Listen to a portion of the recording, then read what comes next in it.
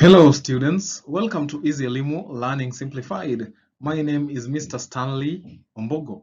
So dear students, remember that it is always a privilege to have you here with me. And in this episode or session, I'd like us to now move to the next act, that is Act 4, by looking at the language and style that we have in this act. So remember previously there are videos that we have done, that is of Act 1, 2, and 3, by looking at language and style and all other analyses that we have, including the thematic concerns, character and characterization, etc. So in this act, dear students, these are some of the stylistic devices that Adipo Sidang employed in this literary masterpiece.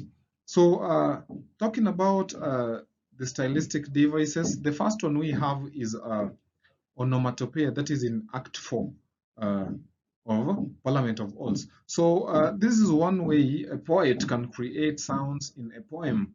So this style is a word that actually looks like the sound it makes, and we can almost hear those sounds as we read. So some of the examples, not in the book though, but some of the examples that we can use, that is to illustrate or talk about onomatopoeia is, for example, the sounds or words such as slam, splash, bum, bubble, wobble, gaggle, marble, and belch. So all those words are used to describe sounds, and therefore they almost or they actually look like the sound that they make.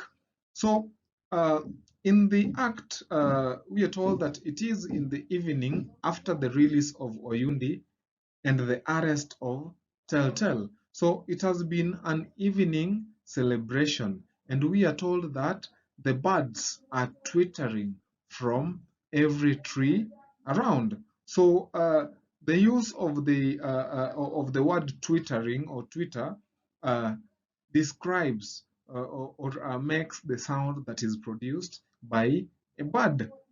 So that is what now makes or creates this style. So we also have sarcasm in this act. So sarcasm is a case where a character says something while intending the opposite. That is to specifically poke fun on another character, especially when truth casts the other as foolish. So in Act 4 of Parliament of Ols, Oyundi comments sarcastically that the bird which just left is so greedy that he is ready to do anything to find favor with moneybags and his puppets. So remember that when we were talking about the thematic concerns, we talked about the theme of betrayal. So we have one daybird who threatens to go and reveal some information that is to the owls, so that he is favored. So on that, Oyundi comments sarcastically that the bird that has just left is so greedy and ready to do anything, that is to find favor from Moneybags and his puppets. So apart from that, the Iron Lady sarcastically congratulates Moneybags for his several appointments and Royal Owl's confidence in him. So remember, the Royal Owl confers the Moneybag with the elder of the most significant hoot.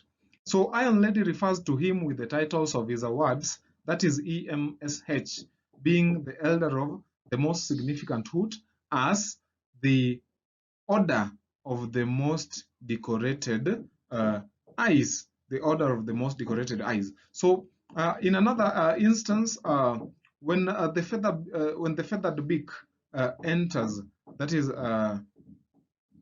when he enters and finds the Iron Lady and the socialite owl fighting, He sarcastically asks Moneybags if the socialite owl and the Iron Lady are fighting over him. So this he says sarcastically. So apart from that, we also have foreshadowing as a style in this act. So remember that foreshadowing is a literary device used to give an indication or hint of what is to come later in the story. So foreshadowing, dear students, is useful for creating suspense, a feeling of unease, a sense of curiosity, or a mark that things may not be as they seem. So, looking at Parliament of Owls, that is Act 4 to be specific, the socialite owl foreshadows the fall of the reign of owls,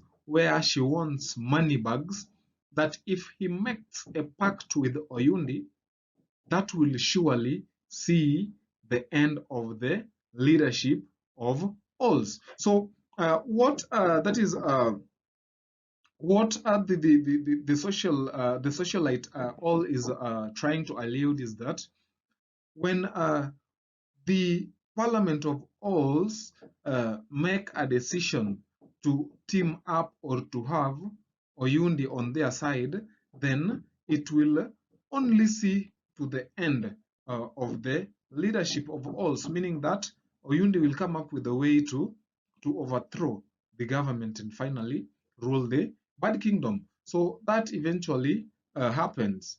So again, we are told that